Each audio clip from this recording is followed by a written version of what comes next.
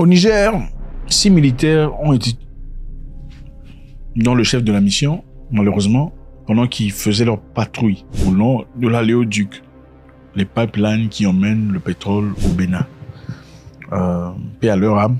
C'est bien difficile de voir une telle situation, mais il faudrait quand même qu'on se pose des questions vraies. Donc 6 militaires dont le chef de la mission a été et un autre blessé selon le bilan provisoire du haut commandement. Les militaires nigériens s'est trouvé à bord de 5 véhicules. Donc 5 véhicules de l'armée nigérienne étaient en train de circuler et se livrer à la poursuite des présumés djihadistes lorsqu'ils sont tombés dans une embuscade vers 10 heures. C'est bien triste. C'est pas une très bonne nouvelle. J'estime ces militaires sont des enfants de quelqu'un. Ils sont les parents de certaines personnes, des frères, des cousins. C'est dur. Je sais pour ceux qui n'ont jamais vécu la guerre ne comprennent pas, ont du mal à comprendre ce que ça représente. C'est très facile de dire que quelqu'un a été fini à la guerre. Mais ceux qui ont perdu des gens pendant la guerre comprennent la profondeur de cette douleur, la blessure que ça inflige. Alors, qu'est-ce qui se passe? Beaucoup de gens se posent des questions à savoir. Ça vient d'où? Qui sont ces gens? Sont-ils vraiment des djihadistes? Ou bien ce sont des gens qui sont présumés être djihadistes?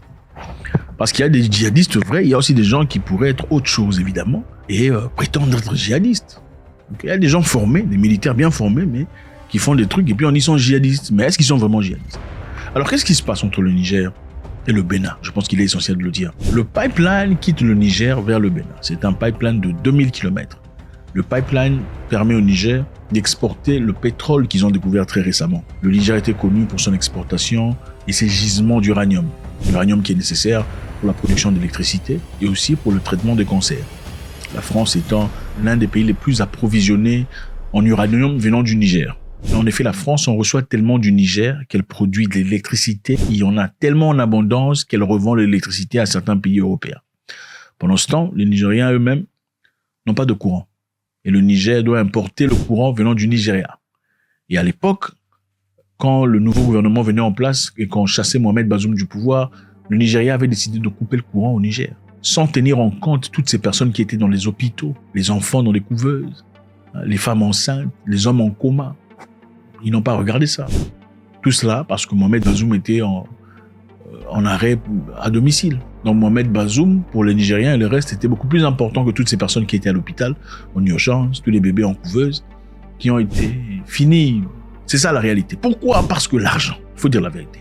C'est l'argent. Pourquoi il y a le trouble? C'est l'argent. Pourquoi l'argent? Parce que il y a des gens qui ont été au Niger depuis très longtemps. Ils ont colonisé, ils se sont fait de l'argent, ils ont réussi tout ce qu'ils voulaient. Et après leur départ, après la colonisation, ils ont signé un papier disant après la colonisation égale avant la colonisation. C'est-à-dire, l'économie sera gérée par nous, même si la colonisation officiellement est finie. Mais en quoi est-ce qu'on peut rapporter ces histoires? C'est quoi la valeur de cette histoire? Si la population locale... Écoutez, vous pouvez venir voler si vous voulez. Mais si vous construisez des buildings, les routes, les hôpitaux sont bien, les infrastructures sont bonnes, les facilités, il y a des gens qui sont payés. Écoutez, personne ne va vous déranger. Mais vous ne pouvez pas venir chez les gens, juste tirer le lait de la vache sans nourrir la vache. Ça n'a aucun sens logique. C'est parce qu'à l'arrivée du nouveau gouvernement, qu'on appelle junte, ils ont coupé les liens et les coopérations et les deals qu'il y avait dans le passé. Les deals militaires, les deals économiques, c'est-à-dire ça commence à déranger sur le plan économique. Je vous rappelle ici, aucun problème avec la France, il faut le répéter, nous aimons les Français, mais la politique étrangère d'un groupe de personnes qui dirigent la France à l'égard des pays africains n'est pas acceptable. Quand il faut acheter l'uranium nigérien à 0,80 $ le kilogramme, pendant que vous achetez le même uranium de même qualité au Canada à 200 $, il faut se poser des questions. Okay? Il faut se poser des questions. Je pense qu'à un moment donné, il faut arrêter. Maintenant, le Niger a fermé sa frontière au Bénin. Pourquoi ils ont fermé la frontière? À l'époque, quand on chassait M. Mohamed Bazoum du pouvoir, les pays de la CEDEAO avaient décidé de bloquer le Niger. C'est-à-dire, l'objectif était simple. On va essayer de les asphyxier sur le plan économique dans l'espoir que la population se lève. Que la population se lève et mette la pression sur le gouvernement, ou la junte, comme ils disent, pour que la junte s'enfuit. Mais ce n'est pas arrivé. Malheureusement, ou heureusement, en tout cas pour les Nigériens, ils ont tous été derrière cette dite junte. Ils ont mis la pression sur les Français qui ont quitté, sans s'être préparés d'une telle situation. Vive le Niger! Le Niger entier est pour le retrait du Niger de la CEDEAO. Parce que les sanctions sont en train de frapper tout Niger. Regarde, on a eu pas mal de décès. La coupure d'électricité, nous, femmes, on souffre dans les maternités. Le Nigérien acquise le Bénin parce que le président Talon a une excellente relation avec la France. Et les Nigériens n'ont pas confiance en la France.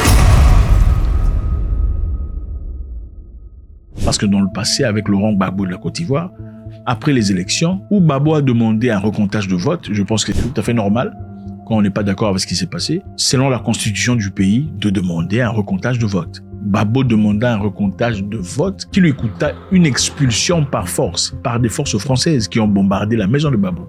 Mais je me demande pourquoi des gens qui prétendent avoir gagné comme moi ne veulent pas qu'on revisite les élections. Mais je demande ça. Je demande que les gens viennent et qu'on revisite ces élections. Donc vous accusez vos adversaires d'être à l'origine d'exactions lors du deuxième tour. Ça, c'est un pays étranger, la Côte d'Ivoire. C'est un pays africain, bombardé par des militaires français. Ça n'a aucun... Est-ce qu'on peut faire ça en France? Je me demande. Peut-on faire ça en France? On se demande, est-ce qu'on peut faire ça en France? Ou en Belgique? Ou en Hollande? Ou en Espagne? Ce n'est pas possible. Ce sont des choses qui sont inacceptables. Et c'est la raison pour laquelle, en tout cas la raison principale pour laquelle, les Nigériens apparemment n'ont pas confiance. Et ils accusent le Bénin d'abriter des militaires français qui se déguisent en terroristes et aussi qui, d'après eux, forment des terroristes. Est-ce qu'on peut dire certainement que la France est cachée au Bénin en attente de déstabiliser le pays? On ne sait pas. En tout cas, à notre niveau, nous ne savons pas. Mais le gouvernement béninois a demandé aux Nigériens d'user des satellites qu'ils ont pour aller vérifier qu'il n'y a vraiment pas des Français stationnés au Bénin. Il y a aussi un ministre béninois qui a demandé au président Tiani de venir au Bénin pour aller voir lui-même dans les camps qu'il n'y a pas de militaires français. Mais nous savons aussi qu'au port de Sémé au Bénin ont été arrêtés des citoyens nigériens qui ont été accusés d'être agents de la junte nigérienne, donc des espions. Vous savez qu'on est arrêté comme espion, c'est difficile. Les peines des espions est très difficile. L'enquête a formellement établi qu'au moins 2 parmi ces personnes sont des agents nigériens au service du Conseil national pour la sauvegarde de la patrie CNSP. Ces personnes se sont fait confectionner pour la circonstance de faux badges d'employés de WAPCO Niger. Les investigations se poursuivent pour déterminer les motivations réelles des mises en cause, dans un contexte où des informations récurrentes font état de la planification d'actes d'atteinte à la sécurité de l'État du Bénin. Le Niger, en retour, dit que le Bénin a kidnappé ses ressortissants.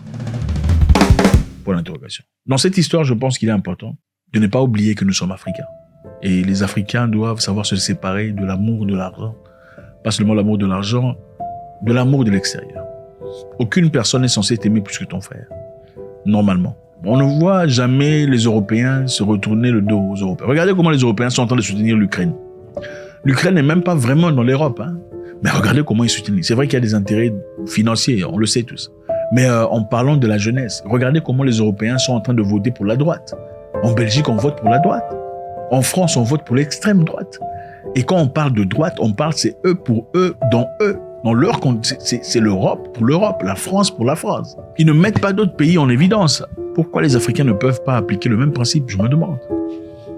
Je pense qu'il est important de ne pas oublier d'où nous venons. Il est OK qu'un pays veuille sa liberté selon ses propres préceptes, sans essentiellement le condamner ou surtout soutenir les intérêts d'un autre peuple par rapport à ce pays. Je pense que le Bénin et le Niger sont des peuples frères. Et personne ne devrait se mettre au milieu d'eux. Pas la France, pas les terroristes, personne. Personne. Parce que ces Béninois et Nigériens qui aujourd'hui sont en difficulté parce qu'ils ne peuvent pas échanger ou traverser la frontière, établie par les mêmes oppresseurs. Les mêmes oppresseurs ont établi les frontières pour lesquelles on se bat aujourd'hui. Ce sont ces oppresseurs-là qui ont dessiné les frontières que vous commencez à bloquer aujourd'hui. Il ne faut pas oublier ça. Cherchons la paix entre nous. Soutenons-nous entre peuples africains. Aidons-nous. Et ceux qui sont associés au mal contre l'Afrique doivent être extirpés de l'Afrique et mis à l'écart. Nous n'en avons pas besoin. Faites-moi savoir ce que vous en pensez. C'est toujours avec beaucoup de plaisir. God bless.